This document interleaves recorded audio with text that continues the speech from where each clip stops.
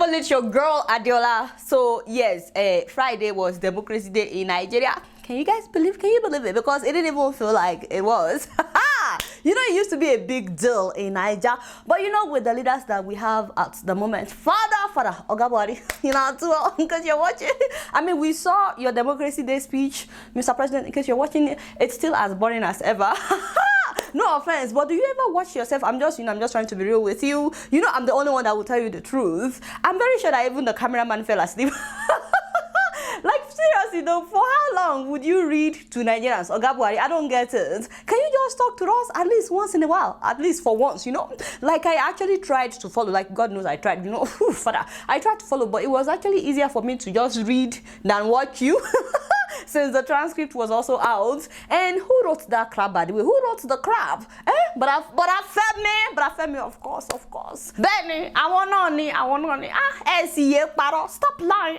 But I felt me, additional. We are begging you. Democracy Day is supposed to commemorate democracy in Nigeria, no? So instead, Buhari was like listing his achievements, and I'm like, oh wait, what? Like, Father, achievements. No offense, Mr. President, but it's not about what you tell us, it's about what we see and what we see saw. And going by what we are seeing saw in Nigeria, there's no tangible achievement that people can take to bank, you know. The man listed so many things as his achievement, but all Nigerians want is just to put food on their table and sleep at night without worrying about insecurity in the country. And in both areas, you have failed woefully. F9, that is what you score. Sorry, Mr. President, I just have to be real with you. Can you believe that Buhari, a whole president, did not even mention insecurity in Southern Kaduna in his whole 38-minute speech? You guys know that in Kajuru, in Southern Kaduna, 27 human beings were slaughtered. And you know that if the police say that 27, we know it's at least double that number. And another 14 human beings have been slaughtered. I think it's amazing how the president conveniently left out Southern Kaduna, considering the fact that the perpetrators are herdsmen, you know. And to think that this has been going on now for years. This is not the first time or the second or the third time. Like, for real. Why is it that their lives do not matter to Mr. President or Governor El Rufai? Even the governor is not doing enough. It really doesn't matter what you say, Mr. President. I mean, what you read, you know. So long as people don't feel safe or have food on their table, they don't care about all this long speech. It's very boring. Sorry, I just have to tell you the truth. And why do you continue to lie to Nigerians about defeating Boko Haram every time you read a speech? All the local governments that were taken over by Boko Haram insurgents in Borno, Yobe, and Adamawa have long been recovered. Father, you don't mean it, Oga Buhari? No, I can take anything but lies. Benny, why do old people lie and they don't want us young people to call them liars? Until that. No, baby, no, don't lie. Thank you. No, lie. Hey, no lie, you know? Now, even the way the man talked about Katsina and Bono, it's very pathetic. I regret recent sporadic incidents. You call this sporadic incidents, Oga Buhari? With tragic loss of lives in Katsina and Borno states as a result of criminals taking advantage of COVID-19 restrictions. Oh, so it is now coronavirus that is to be blamed for what is happening in Katsina and Borno. The devil is liar. Wow. And then he said another lie. Security agencies will pursue the perpetrators and bring them to swift justice. He said security agencies will pursue the perpetrators and bring them to swift justice. You know what? That's it. I think I'm done. Oga Buhari, it's becoming too much. I can't take it anymore. Please move closer, Mr. President, in case you're watching. Okay, that's good. Let me just be honest with you. You know, just one thing, because this is what will solve everything. Move closer. That's good. For you, Oga Buhari, this is the one advice that all your advisors are afraid to give you. You know? Do you know that Nigerians would have loved you? Nigerians would love you like, if you just use that June 12th speech to announce your resignation. No, honestly, I'm being serious. Everybody in Nigeria would rejoice. They will hail you. They will call you a hero. Like, for real though, Nigerians will actually appreciate you if you just use this opportunity to just announce your resignation. But it's not too late. So, you know, you can still do a press conference and just say, you know what, I've tried. It's time for somebody. You know what I mean? Anyway, you guys don't know much. Guess what? I'm just keeping it real. So I saw this video from Ondo State. I'm sure you guys have seen it. And it warmed my heart. It gladdened my spirit. Ladies and gentlemen, young people in Ondo State decided to commission a road since their governor has continued to ignore the dilapidated road. Agbeni Akeredolu, we say the Almighty God will reward you according to your handwork. We hereby commission this beautiful project on behalf of the Ondo State government. We at Ilaja Investment Forum, we recognize the fact that the governor is very busy. He has been busy signing MOU. For that wise, we thought it necessary to commission this project for the use of mankind and the entire federation. In Jesus' name we commission. Amen. Amen. Amen. Hey! Team project, oh! Team project, oh! Amen, amen, somebody. Wow. Shout out to these people. They made their voice heard loud and clear. No, be so. Mr. Gomino, in case you're watching, Gomino, fix the road, do bad. People should not be begging for something that is their right. You guys not know much. Guess what? I'm just keeping it real. Moving on to Tanzania. As you guys are aware, the president of Tanzania, John Magufuli, has made controversial decisions during this time of COVID-19. So, first of all, the man did not shut down places of worship. So, mosques, churches, they were all opened. He said this was so that people could pray, so that God could put an end to the virus. Tanzania didn't have strict lockdown measures like some of its neighbours. President John Magufuli encouraged people to gather and pray in churches and mosques to fight the coronavirus. As a matter of fact, the president actually said at the time that it's for the best. According to the president, people build immunity if they don't stay at home. If you lock someone up in a house, according to the literature we have read, the day you let him out, his immunity would have reduced by 30%. So allowing continued interaction help us build immunity, and this shall help us fight diseases. Wow, that's very interesting. That's a very interesting something. If there are doctors here, can you just enlighten us? Because... And then he reopened the country early, he said, because of the economy. So the exact figure of coronavirus cases in Tanzania has been unknown now for quite some time, especially because the last day that the government gave data on what's happening regarding COVID-19 in Tanzania was April 29th. So since April 29th, the government kept saying that they had only 509 cases and 21 deaths. It's funny because that number didn't go up, it didn't go down since April 29th. So a lot of people have been saying that not closing churches and mosques and public gatherings is the reason that the government has not been transparent with the exact number of cases. A lot of people are speculating that they must have had more cases than 509, but the government is not being transparent about it. But now the government has said that Tanzania is free of COVID-19. He said this happened by the grace of God. What? Oh my God, oh my goodness. I love when these African leaders try to appear like they're religious. Sorry, no offense to Tanzanian government. It's just that this president is also known for, harassing journalists, arresting opposition members. So for him to say this happened by the grace of God, hallelujah, hallelujah. I'm just, I'm very happy. Wow. The only problem is opposition parties and activists, they've accused the government of covering up the true extent of the coronavirus crisis in Tanzania. As a matter of fact, some of these opposition members are saying that some burials took place at night so that people won't know what was happening. And these opposition members actually released some secret videos of, the burials at night. But the opposition says the government can't be trusted. Activists have shared videos like this one on social media showing burials at night. They say the government's hiding coronavirus deaths. So, when this video started surfacing, the Ministry of Health asked the government to stop the night burials. Although I'm confused because I thought the Ministry of Health is also part of the government. Also, there are reports that hospitals are overwhelmed with cases of coronavirus, but the government allegedly banned filming or taking pictures at these hospitals. This is one of the main hospitals for COVID-19 patients in Dar es Salaam. Nobody's allowed to film any of them. The government denies reports that hospitals are overwhelmed with cases. Activists have been arrested for challenging the government's account.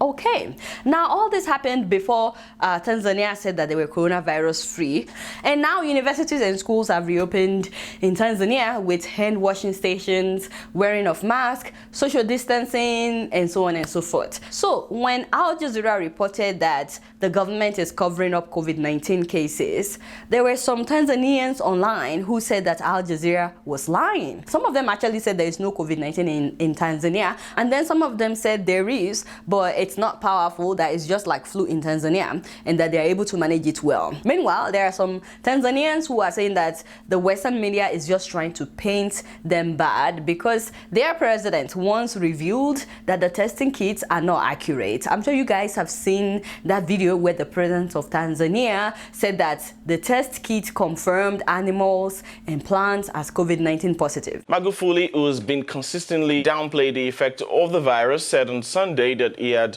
secretly had animals, fruits, and vehicle oil tested at the laboratory. Take a listen to some of the things he said. Laboratory ya kitaifa ya Tanzania kwa kutumia na vyombo vyetu pia.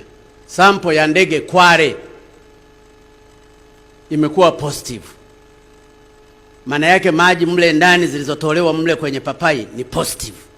Wow, that's messed up. That is messed up. I mean, it would be great if all Africans can make our own testing kits. At the same time, some people are doubting what he said in there because he's allegedly covering up COVID-19 in his country. What the president did was use a completely unscientific approach under the guise of science. You just don't take samples from a jackfruit, for God's sake, and then take it to the laboratory and say this laboratory are faking results. So honestly, I don't know who's actually saying the truth. But I also saw a report by BBC where a Tanzanian medical doctor was telling BBC that the government was just trying to cover up what's happening. The number of deaths due to corona, the government is not using the statistics. It is always underestimated. The situation is embarrassing and devastating. These people who are dying are our friends. So what do you guys think is really happening in Tanzania? Because I also saw another report by a Kenyan media that some truck drivers from Tanzania tested positive when they arrived at the Kenyan border. You know, life goes on in Tanzania. They didn't shut down anything, so they were still doing business as usual. So when they got to Kenya deported them because they tested positive. There is concern about how we are exposed with our neighboring countries within the EAC. Tanzania is one of few countries in Africa that has not taken extensive measures against the virus. In the last 48 hours alone, 65 foreign truck drivers who tested positive for COVID-19 have been sent back to Tanzania. They include 51 Tanzanians and 2 Burundi nationals. Okay, that's at least 50 new cases, and those cases were not added to the number of cases in Tanzania because this happened after April, and the number that the government of Tanzania presented in April did not change, 509. So that number was supposed to change after this happened in Kenya, but it did not, and that is not a foreign media, by the way, that's a Kenyan media. So do you guys believe that the president is hiding anything? Do you believe that Tanzania is truly free of COVID-19? I've seen comments by some Tanzanians saying that everything is fine, but I also know that it's a country of 60 million people, so opinions would vary because in Nigeria there are some people who also believe that coronavirus is not real. So honestly, I would love to hear from more Tanzanians because I really want to know what's happening. Also, before I leave Tanzania, I could not believe that the president arrested a popular comedian, that is Idris Sultan, a former winner of Big Brother Africa, for making this video where he laughed at the president's dressing.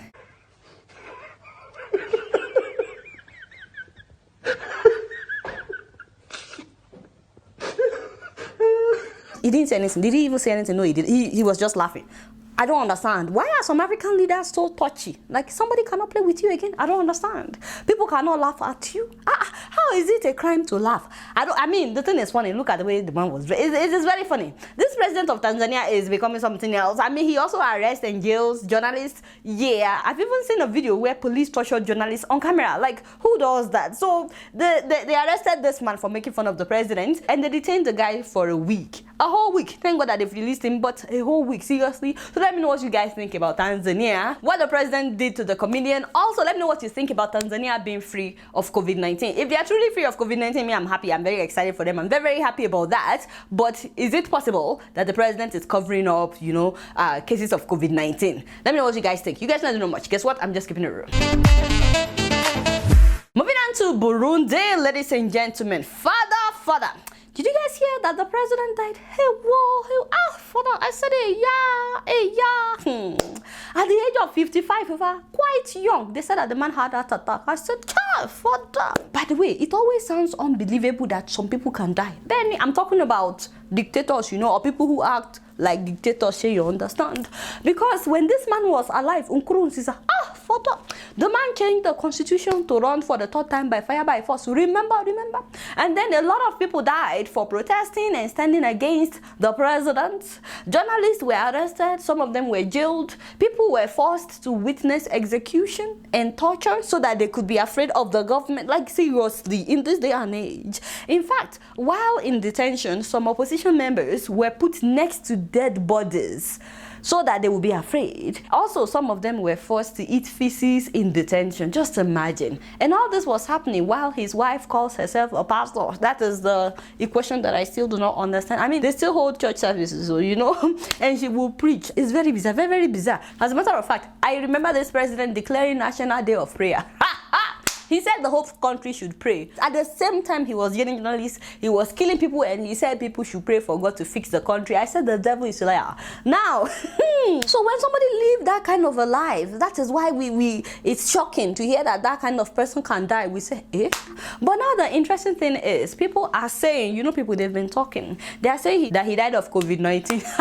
Father. And I'll tell you why they are saying this thing. Move closer, let me tell you why. The man did not believe that coronavirus is real because he actually said it. He said it's a hoax, okay? He said it. So he didn't shut down anything in Burundi. They didn't shut down any business. He didn't shut down churches, mosques, or any public gathering. There was no measure in place at all because the president did not believe that coronavirus was real. So life went on as usual in Burundi. And then last month, May, he sent representatives of the World Health Organization packing. He kicked them out of his country because he didn't believe in coronavirus. And then he went ahead with conducting an election. Everybody was like, why not wait till coronavirus is gone? The man did not. He said no, which a lot of people believe was his election because he handpicked his own successor. So they didn't believe that was a free and fair election. And then at the end of May, his wife got sick. She got really sick, and then they later found out that his wife had coronavirus. So they airlifted his wife to Kenya for treatment, which means there was no hospital in Burundi good enough to treat the first lady. And the president was there for 15 years. But you know, the moment that his wife tested positive, I don't know, me, I thought he would also go for a test or whatever, just to make sure he's okay. But I guess he believed that he couldn't have it or whatever, I don't know. So he got really sick and then he was rushed to the hospital. I'm not sure why they didn't take him to Kenya like they took his wife. I guess by that time maybe he was really bad. So the government told us that he was well and that he recovered, but that he just suddenly had an attack on Monday and died. So that is why a lot of people believe that he died of COVID-19, but that they can't acknowledge that he died of COVID-19 when they said there was no COVID-19. I mean, it's really, really sad because this man had prepared a very handsome retirement package for himself. Yes, in fact, his retirement package includes a one-time allocation of 1 billion Burundi francs. That is about $530,000 US. A luxury villa that will be built with public funds in the location of his choice within 5 years of him retiring, benefits equivalent to those of serving vice president for 7 years after he steps down, and then a lifetime salary equal to that of a lawmaker. And the retirement package also said that he would continue to hold the title of Supreme Leader for life. Yeah, so, but he didn't get to enjoy not even one of these things before he died. So his wife beat the virus after going to Kenya for treatment, and now she's back in the country. Her husband died before she came back. Let me know what you guys think about Burundi. Do you think that some people are taking this virus too lightly? Do you think he died of COVID-19 or not? At the same time though, I'm really, really hoping that his story would be a lesson for so many of our African leaders. Like, for real, why do you guys like to cling on to power? Why are some of you dictators? Why do some of of you act as if there is no tomorrow? Why do some of you act as if you will not die someday? Like, for you, everybody will die. African leaders need to start having the fear of God, okay? Because of something like this. You know, this man was only 55. He's still quite young. They say he had that attack. Some said he died of COVID-19. But whatever the case may be, he didn't get to enjoy not even one of all the things he had prepared for retirement. So, African leaders, please stop treating people anyhow. Do what is right by the people who elected you. That is all we are trying to say. Let me know what you guys think. You guys don't know much. Guess what? I'm just keeping it real. So before I leave, I want to give you guys an update from Help Me Waka. That is a company that helps you to waka in Nigeria. That's a company that helps you to run all kinds of errands in Nigeria. They help you get transcripts. They help you get groceries to your loved ones. They help you get medical doctors and nurses to your loved one in the village. They help you do whatever you need to do. They help you monitor any project that you have going on in Nigeria. And if you're going to Nigeria for vacation as well, they help you arrange everything. So they just wanted me to thank those of you that have patronized them. I'm like, okay, these people are telling me to thank you for patronizing. I'm like, how about? At the same time, they also want me to let you know that you can actually order groceries for your loved ones for it to be delivered every single month. Like, you can go on their website, you can let them know that you want to be doing this every month. And do not forget that if you use my name Adela as promo code, they will deduct $5 from what they charge you for whatever service that you need on their website. So don't forget to enter my name Adela as promo code so that you can enjoy that $5. If you don't want it, please give it to me. Alright, y'all, it's been real and I'm keeping it right up in here. Don't forget to follow me on Facebook, Twitter, and Instagram. And if you're yet to subscribe, we are begging you to subscribe. Oh, it is free, by the way. Some people don't know that it's free to subscribe. Ha! Voila! It is free. Press the subscribe button. Until next time, I will see y'all later. Peace out!